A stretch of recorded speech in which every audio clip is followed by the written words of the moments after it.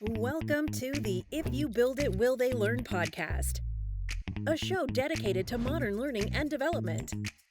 With your hosts, Daniel Mendonca and Scott Babcock.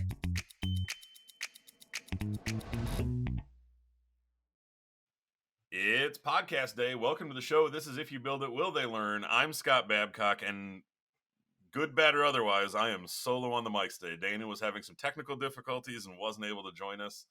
The wonderful world of virtual and remote. So you get just me on the mics today. I've got Sabrina. She did not want to participate. I'm not sure exactly why, but she's producing in the back end, giving me thumbs up and encouraging. So so today you've got just me, but we still planned a show. We've still got some organization. Hopefully we can still bring you some good stuff today. We are going to be talking about the idea of informal versus formal social learning. So the opportunity to talk with people in different kind of environments and the way it gets set up. Hopefully this makes sense when we're all done. I promise no ogre stories this time. Didn't go that route. Maybe a bit more traditional, but let's get started.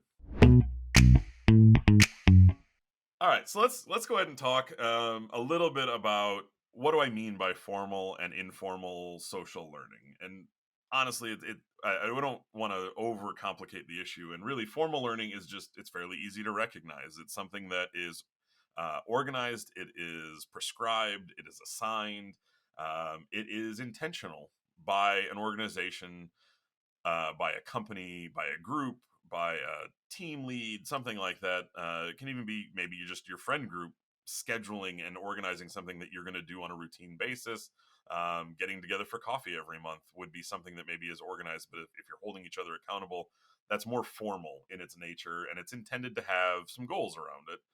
And I think that's really the biggest difference is it's scheduled and it's routine.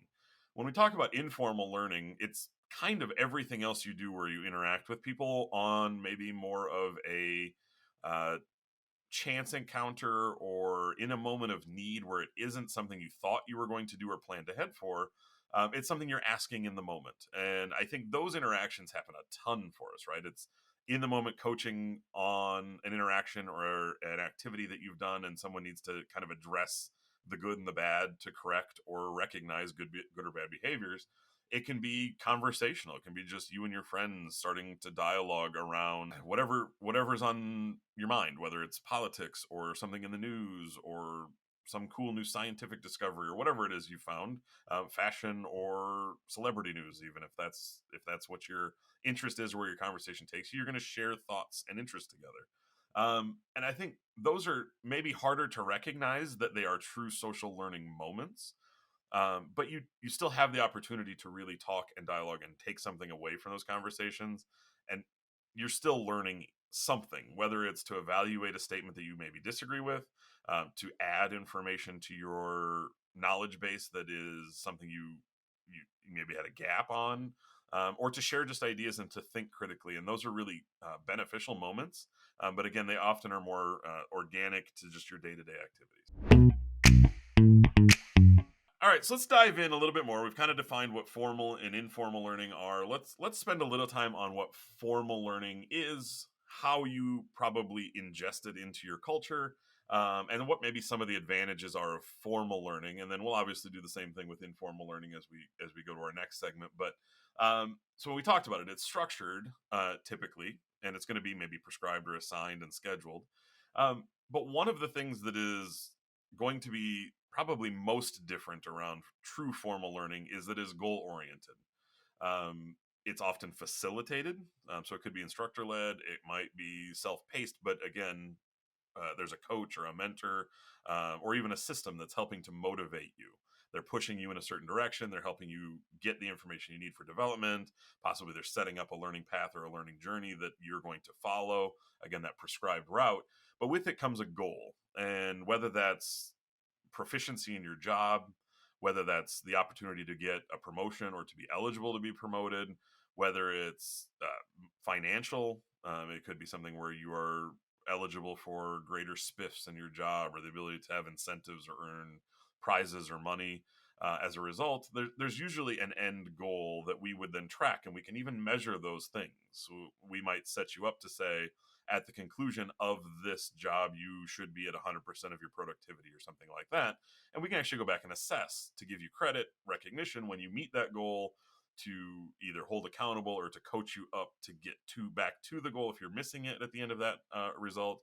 And it allows for measurement. I think that is the one big difference to a formal goal typically.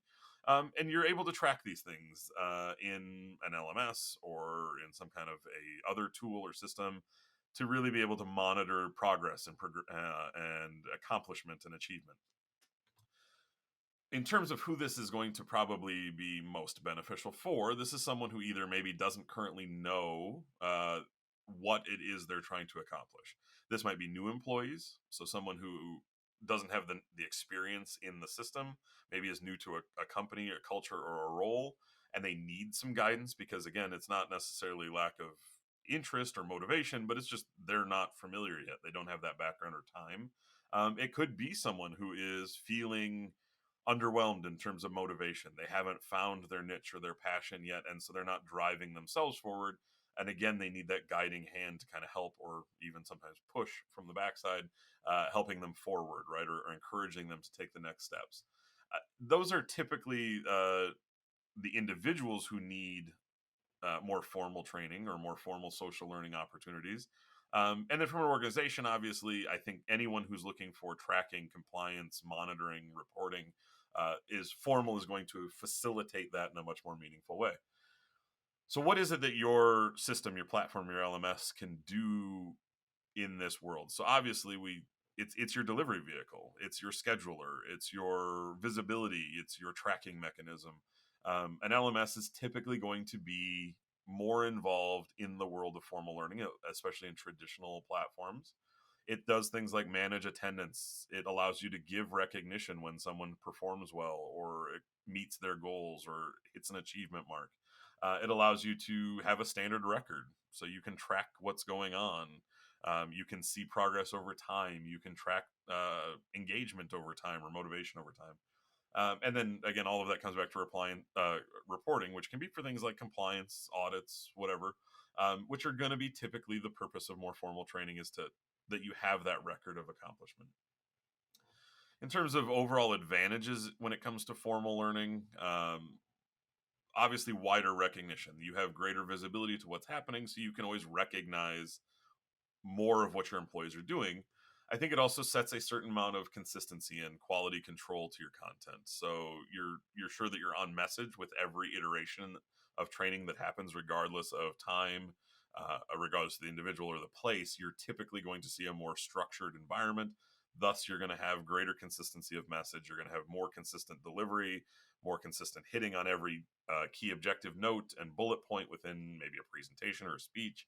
And you're just going to be able to have that formal or formality to your training that lets you stay on brand. I think it also then, and maybe this is more from the learner side, advantages would be it's more efficient, right? You're not kind of navigating through the dark. It's more on point. You know where you're headed. Again, that goal setting really helps in having those objectives. It gives equal opportunity, so no one's missing out on that opportunity because they don't have the same line of sight, or they don't have the same access to a mentor or a coach. They don't have the same friends or the same network of connections.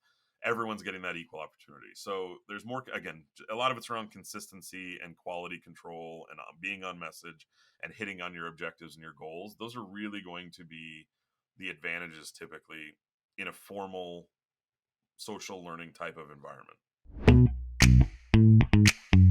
Okay, so we covered off on formal learning. That's probably the thing you're most familiar with in general. And so probably nothing in that last segment caught you off guard, made you think too far outside the box. And it was probably something you're very familiar with, and you just recognize a lot of that, and you probably have already implemented many of those things. Let's spend some time on informal learning, because I think this is such a varied topic and such a unique place where there are so many variations, there are so many different ways in which people get informal learning, that this is probably an area where either you haven't spent a lot of time diving in, and the technology hasn't really been available in many ways to kind of track some of this stuff.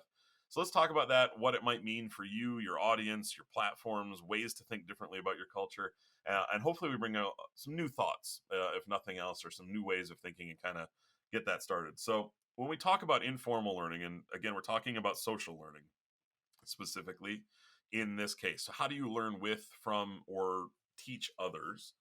Um, it's a, it's often unplanned when it's informal. It's not something you thought about a week ago or an hour ago. It's something that's often set by need. So, what is your motivating factor? And it's often, I need it right now because I'm trying to accomplish some goal. Um, but those goals are set in the moment. They're rarely set ahead of time. There's your achievement is just to tackle the thing that you're trying to do. And in many cases, you don't have a goal. If it is conversational and you're trying to analyze your fantasy football stats, a very common conversation, I'm still learning about statistics, analysis, player progressions, strength of schedule, whatever it is I'm talking about with my friends. We don't have necessarily a set goal, but we are learning from each other. That's an informal learning opportunity to think differently, to share ideas and opinions, and maybe think critically about something. But that doesn't necessarily even have a set defined goal. There may be an outcome that comes from it, but not necessarily a goal going into it. One of the things that's going to be most important when we talk about informal learning is that it is often self-directed, or generally self-directed. This is something you've decided you need. Maybe you have a passion that it gets sparked by a conversational thought or a headline or something you read, and you decide to go um, seek out some information. Maybe it's something you're trying to do a task. Fix a drain pipe underneath your sink, but you're not a plumber. This is a real world one for me. And so you go to YouTube and you start looking up videos. We'll talk about some of that as well. These are the things you just do as part of your normal routine. They're going to be conversational moments with your friends. They're going to be browsing through YouTube.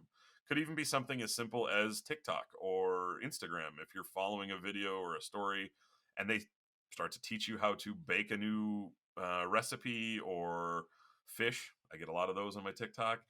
Do woodworking, which by the way is something that is kind of like watching a fish tank. I can watch people build a table all day long, and just it soothes me in some way. But these are things like in that moment, then I'm sparked, and I start to take some of those things. And while I will probably never be a master carpenter, it facilitates me wanting to learn more, and I probably watch more and more of those videos because there's an algorithm that shows that I had interest enough to keep watching, and so they keep showing up. And over time I might learn some basic skills that help me build my own table or whatever that might be. And so I think those normal routines that you go through, there's tons of learning opportunity that happens there, and but it isn't typically informal. It's very organic, and it lets you sort of absorb information from the greater community, social. Sometimes it's people you know, sometimes it's people you don't, and take some of those. Now, one of the things that comes with informal learning that is a really tough thing kind of facilitate in the world we live in today is critical thinking around what you're absorbing. The world of the internet is great, and I have this conversation with my 9 and 7-year-old a lot. They think everything they watch on the internet at 9 and 7 is true, and the reality is it's not. And you have to take in what you learn the moment you're having that conversation, and think critically, not just accept everything you hear. And I think informal learning, especially social learning, when it comes from social media, when it comes from the internet, when it comes from YouTube, the filters there are up to you to help understand, like, does this person have credibility? Is this person an expert? Is the topic something that I believe to be true? um, and then do some research. The reality is, you can go find credible sources to back up the things you hear if you're like, I'm not sure that's true. Because the last thing you want to do is take that informal learning and set it in a direction that doesn't have positive intent, and doesn't have accuracy, because ultimately it's very easy for those inaccurate statements, bad statistics, bad data, incorrect notions to spread like wildfire. And so I think critical thinking is something that probably is something you can build into your culture. And we can talk a little bit about that in terms of a role of an LMS. But to help people absorb the information around them, because again, the internet can be an incredible place for sharing and learning new tasks, but you do need to make sure you're doing things the right way. And it can be something as simple as, I know that that topic in general can have a very politically charged notion. I don't even want it to go there. For instance, if I do the plumbing example where I'm fixing a pipe underneath my sink, and I take a video that I believe to be right, and even if it works, I may not be meeting a certain set of codes from a housing perspective. So if I choose to go sell my house eventually, that could be something that comes back in an inspection that, yeah, the plumbing's all messed up, because I took a video and I thought it seemed right. So I may want to watch a couple videos and see, are they doing it consistently the same way? Possibly I go look for a video from a licensed contractor who's going to tell me exactly how to get things done, or a licensed plumber. So again, it doesn't have to feel so charged in a way that might be upsetting, but just typically following certain instructions. So what can an LMS do? So if you're thinking about your platform, if you're thinking about your systems, when I talk about training these skills, your LMS can do things like effectively teach you how to search the internet, effectively teach you how to research viable sources, how to consider critical thinking. Those might be more formal learnings that you put in place that foster really efficient and proficient informal learning, right? They help you think in a way that helps your behaviors model after the training you have. So formal learning can sometimes inform informal learning. I'm not sure that's the right way to say that, but they can help teach you how to better maximize on that informal experience and identify when you're trying to have that. It An LMS can ultimately try to promote informal learning, so it can help you identify sources or opportunities to go seek out informal learning. And it can also provide for coaching opportunities. So if you have informal learning, if you have this opportunity to bring dialogue back or to bring conversational components back, you can have an opportunity to log or mentor or coach some interactions around informal learning as well. And a lot of times an LMS will support that through assessments, coaching sessions, mentorship programs, whatever that is. So there's ways your LMS, being typically more formal, can also support informal learning. What are the advantages of informal learning? One, it's everywhere, right? So informal learning doesn't have to be at a certain time, a certain place, a certain location, doesn't have to have a certain set of technology. Again, it can be anything from a in-person talk during a coffee chat at the local coffee shop. It can be internet driven, where you do need the online resources, but it can be a phone call. It can be attending a symposium or a class. There's a lot of ways that technology can enable informal learning, but it isn't required. So accessibility is a huge part of how that works. Another advantage is and this isn't probably backed up by a lot of statistics, but informal learning is often the stuff we retain the most. Why? Because it's the thing we sought out. There's some passion, some interest. There's a motivating factor that's sort of internal to you, as opposed to having someone else tell you this is something you need to know. This is something you wanted to know. So I think with that comes a certain amount of retention. I can't quantify the amount of my brain cells that remember song lyrics, but I often have sort of joked that if I didn't retain those and I put them more to formal learning, maybe I would have solved the way we get to Mars or something. But I do remember a lot of song lyrics, but not because someone told me I needed to. Or sports statistics is another one for me. I knew it, especially in like when I would sit and watch Sports Center before school in my younger years. I knew every batting average for the Baltimore Orioles, a team I didn't even follow, and it stuck there. Right, those were things I retained because I went and learned them, and then my friends and I would sit and talk about them. Those things stuck for a really long time. There's also some math and some science around your brain keeping numbers and statistics and relevant components of linking things like sports to numbers, and thus they stick more.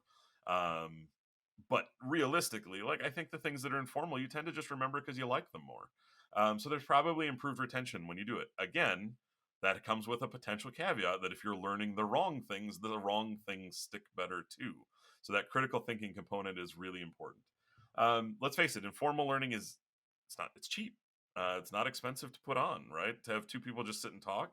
It doesn't cost an organization or a company money, typically, unless you're on the clock. But typically, those learning moments don't require an additional investment. There's no software that's necessarily required. We talked about technology not needing to be a part of it.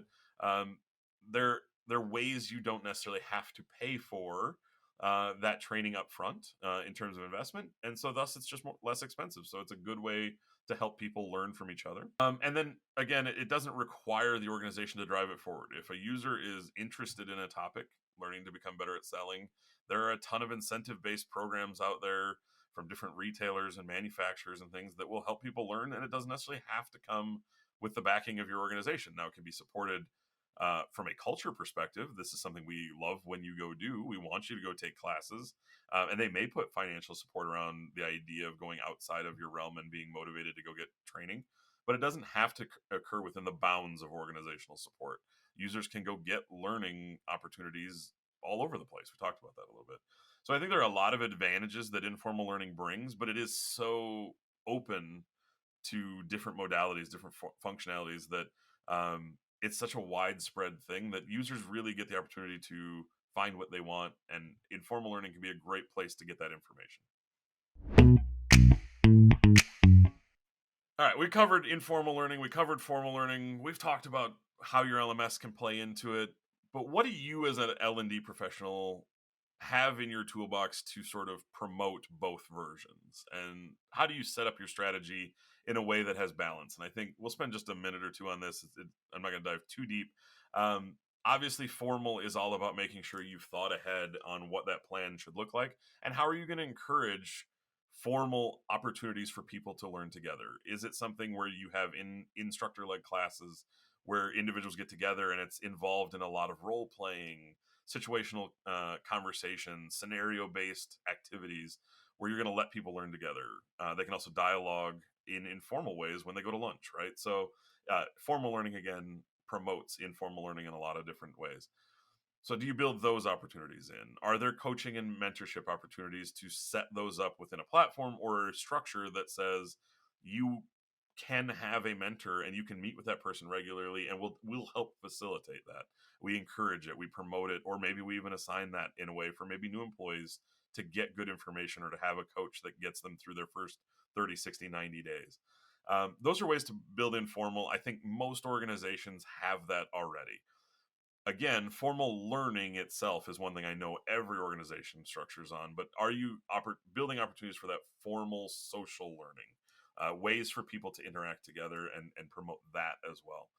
In terms of informal learning, I think this is really all about the culture you have at hand in your organization. As an organization, do you promote people finding ways to improve themselves? And I realize that sounds simplistic. Yes, of course, we want people to be better. We want them to develop. But are you really building in mechanisms that let them have that opportunity or that freedom to explore? Are you building in opportunities to let people engage via water cooler conversations in sort of a community feed? Do you have an intranet that allows for that? Is your LMS able to facilitate dialogue via community conversational threads, Reddit style maybe, or something, or the opportunity to comment on content they see even? Are you building in opportunities for them to build cohorts or communities themselves locally that branch out maybe between different locations, or different groups based on like employee resource groups? So perhaps based on gender or ethnicity or experience. So maybe you have a military veterans group, or do you have an Asian employee network that can meet together? They share common interests. Do you have long tenured people? So I worked with an organization that had groups of people who've been with the company for more than 10 years. They share a different experience. And a lot of times they like to just sit and have a conversation with someone who shares similar conversation components. These are obviously a big part of diversity and inclusion in different organizations. Those help form informal learning, right? You have opportunities to meet in groups and share information that maybe isn't always scripted. So having that diversity and inclusion built into your organization helps foster informal learning.